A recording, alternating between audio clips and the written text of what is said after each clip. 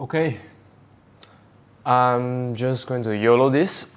I've always wanted to make more videos after my first ever video that I shared 4 years ago on how university students can make money and build wealth in their early 20s or even late teens. Now it's been 4 years since that video was published. A lot has changed for the better, of course. So I think I want to share a little bit more on what I've gone through and perhaps add on to my previous video that I made 4 years ago, back when I was just 20 years old. So I'm 24 this year. For those who do not know, my name is Marcus, and I was a personal trainer throughout my university life. I worked as a freelance trainer. So every time after class, I would go back and train clients. And besides that, I also ran Saturday classes every weekend. I started my Saturday tuition classes when I was 18. So that has grown for quite a bit over the past 6 years. And working on those two side incomes has really helped me to boost my net worth throughout my late teens and to mid-20s. I can't forget the fact that most of my money went into the stock market, which helped accelerated my net worth growth. Because if I were just to earn and save, I don't think I would be able to compound my wealth throughout the years. And before we move on, I just want to have a clarification. I understand I'm in a very privileged position to have my family in an education business. And I acknowledge that it definitely helped me to be where I am today. So let's not disregard the fact that that's the unfair advantage that I have. But with that being said, not everyone in my situation would be able to maximize and utilize this opportunity that was given to them and actually create something out for themselves. Because I know many friends who are my age or throughout universities. Many of my university friends are from wealthy families, very comfortable, well-to-do, and yet the way I see them spend their money, it just makes me feel kind of bad for their parents that, it's not for me to judge. But with that being said, let me share a little bit of my story on how I managed to get my net worth from very low 5-figure in my late teens to over 6-figure by the time I graduate from university in ringgit. Sorry, it's not USD because I'm not American or European. I'm a Malaysian. So everything I say here, it's in the context of a Malaysian. Now, when I was 19, I came across this video by Alex Hormozi. I think some of you might have heard of him, some of you might not. But if you don't, go and check him out because I think that he is a game changer for me. He changed the way I view business, life, and the way, how we should achieve goals. So I came across this video and he said that the best ROI for anyone who's just starting out is not to dollar cost into the S&P 500 or find the best stock that can outperform the market. No, which is to simply invest in yourself. Because investing in yourself when you're younger and early on just starting out yields more return than any stock market can ever do. So when I came across that concept, I was like, okay, that's a very interesting thing to say. So I researched what can I actually do. For some context, I was into gym since my mid-teens, and by then I was already at least 5 years to 6 years into the gym. So naturally, someone given that Alex Hormozi was a dream trainer, his whole business was built through gym franchise and whatnot. I thought about it. Maybe I should try being a personal trainer. Maybe I should try and coach others. Because at the back of my head, I was like, okay, if this was a part-time income, it would be much better than working in a restaurant. Because in restaurant, back in my first video, I mentioned that, they were paid maybe somewhere between 12 ringgit per hour, 10 ringgit per hour. Whereas if I was a trainer, I can charge maybe 100 to 150. So that was at the back of my head when I was just 19. So that was my first time investing 4.7K into the NASM CPT. That was the first time I ever poured in so much for a certificate.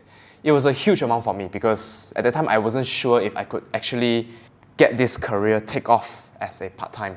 So naturally I was a bit hesitant, okay? But I did pass the 3 days course. Let me tell you, it's so simple. It's really easy if you are passionate about fitness. And to be honest, what shocked me the most was that literally anyone can become a trainer. So I was like, damn, if anyone can become a trainer, how can I as a client be sure that my trainer is qualified, actually qualified, have that experience? Because throughout the 3 days, I met people who only had 6 months, 1 year of gym experience, and they applied to become a PT. So I was like, damn, if they can do it, so can I. I had my first client, I posted on my Instagram story, and that's how I got my first 2 clients. And I started charging very low rate. I told them, I'm trying out for the first time, okay? So I'm going to charge you 60, 70 per hour. But please believe in me and give me the chance to practice my skills on you. And in return, you get to enjoy this low rate. So that's how I started my first client, second client, through a reasonable rate. And as I built my experience, as Alex Hormozy likes to say, experiences stacked upon each other builds confidence. And when you have that confidence, you have that courage to sell at a higher price, which is exactly what I did. So the more I coached, the more hours I built under my belt. Every time I get a new client, I always raised it a little bit more. I would say that, okay, let's say I charged, at that time I was charging maybe 70, 80 per hour. And every time I get a new client, a prospect, I would tell them, I charge 100 usually. But if you sign up for, let's say, 12 sessions with me, the average cost per session is about 80. So what I learned very early on is that always charge a bit higher, right? Tell upfront that you charge this much, but discount it after that so that it makes it a little bit more convincing. So that's how I slowly built my client base, and most of my clients actually came from referrals.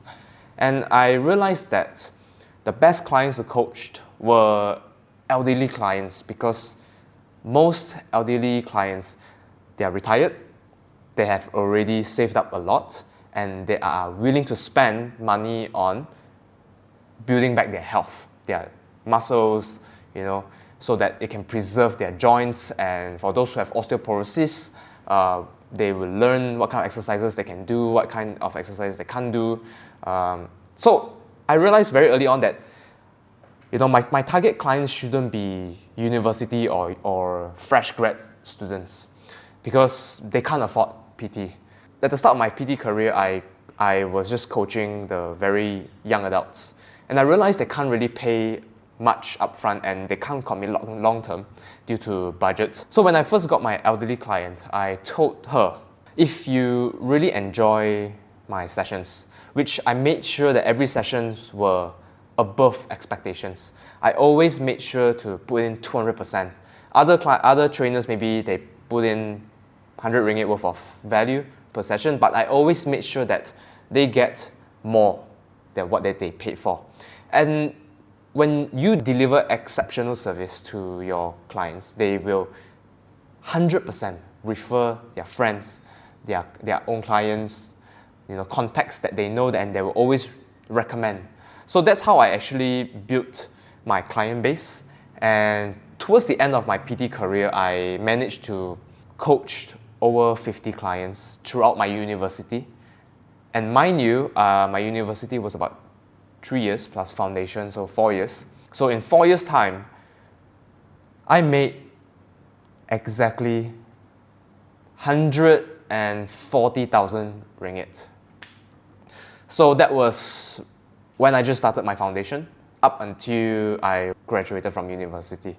140K was more than enough to pay off my degree. But thankfully, I was lucky to have my parents to support me in my degree. So most of my income from PT, I invested into the stock market. For every 100 ringgit I made, I invested 70 ringgit.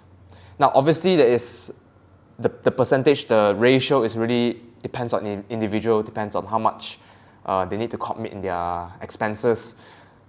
But very early on, I know that I had to keep my expenses very low, especially when I'm just starting out.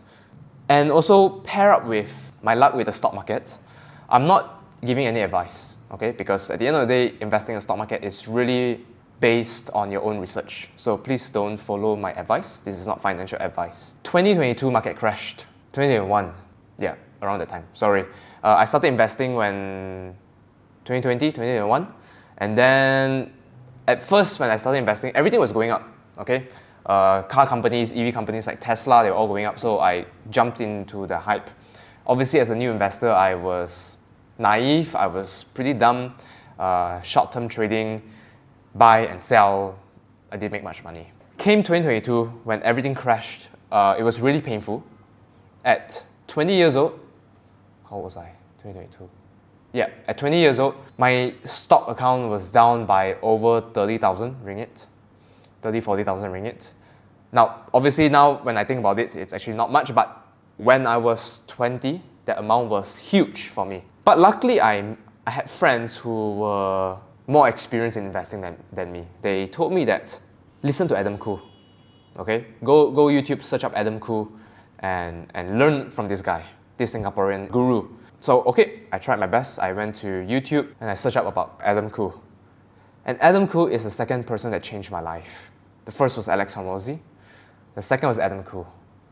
Because Adam Khoo's philosophy is buy great companies at great price. And I really like what he said, which is that if you buy cheap crap, it's still crap. Okay? Crap companies, you buy them at a cheap price, they're still crap. Awesome tagline. And because of his videos, I invested when stocks were down. For example, Meta. Meta was, I think it dropped to at one point $90, but I didn't pick up Meta at $90. I started picking up somewhere between $150 to $250. So I started to dollar cost average a little bit into Meta, and that boosted my net worth. Same goes for Google. Okay, companies like big tech companies like Google, Meta, even Amazon, Microsoft. Obviously, most of my money I put into the S&P 500, the index funds, because I know that if I dollar cost average over the long term, the index funds most of the time outperforms professional fund managers. So I followed that principle. I invested most, in fact, when I say most, it means more than half of my portfolio is in the index fund. The remaining 40%-ish is in the individual companies. What changed the most is when I stopped investing in speculative companies. And I focused on companies with great moat, great fundamental values. And it did well. What I've learned about 2-3 years ago is that patience pays a lot. And the third person that changed me is Morgan Housel. It changed my perspective of investing. Okay, Morgan Housel changed my perspective in patience. He taught me that time in the market beats timing the market, which is what every naive investors, beginner investors do when they just started investing, which is they always trade in the short term. They buy, sell, and that is why it hinders their performance.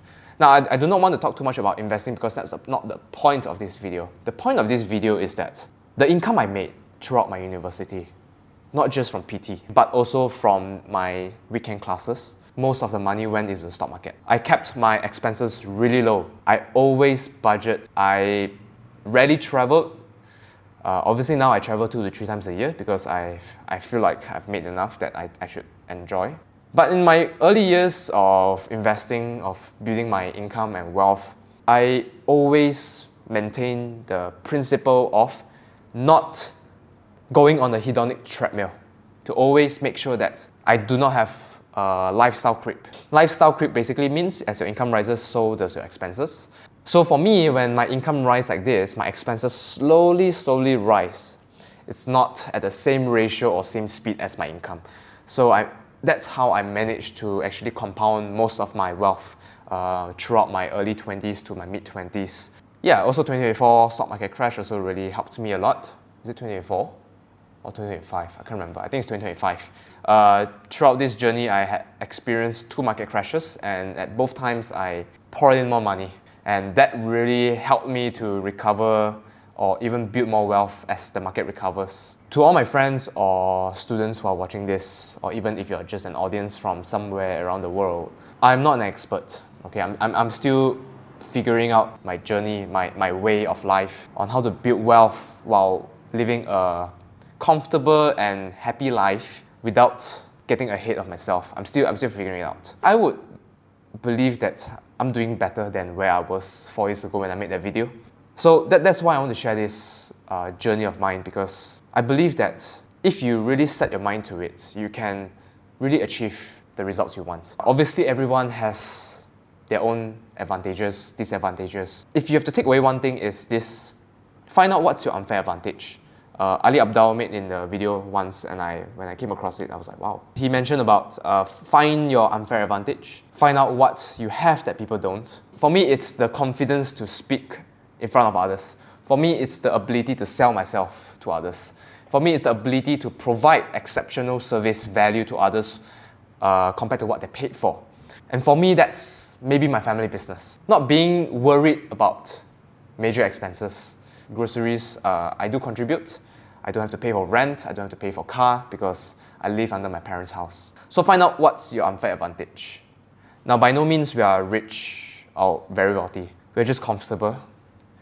Because when I was young, I knew what it's like being poor. Because in my childhood, I always see my parents argue about money. Money was a big issue in my family, and I couldn't even buy drinks outside as a kid. I think, seeing your parents being poor when you're young teaches you a lot of lesson, a lot of value, that money is not grown on trees. You got to work for it. You have to give out something in order to get money back. Like the saying always goes from our grandmothers, you think money grow on tree? Huh?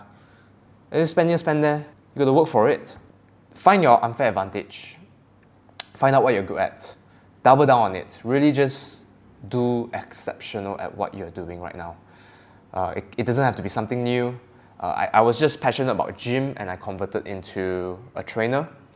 Now I stopped training already because of time constraint in the family business. In life, you have 2 choices. You can either live with like what they like to say, go with the flow, right? I will just wait for what life has to do for me. Only then I will make a decision about it. Or you can make a decision now. What kind of life do I want to live?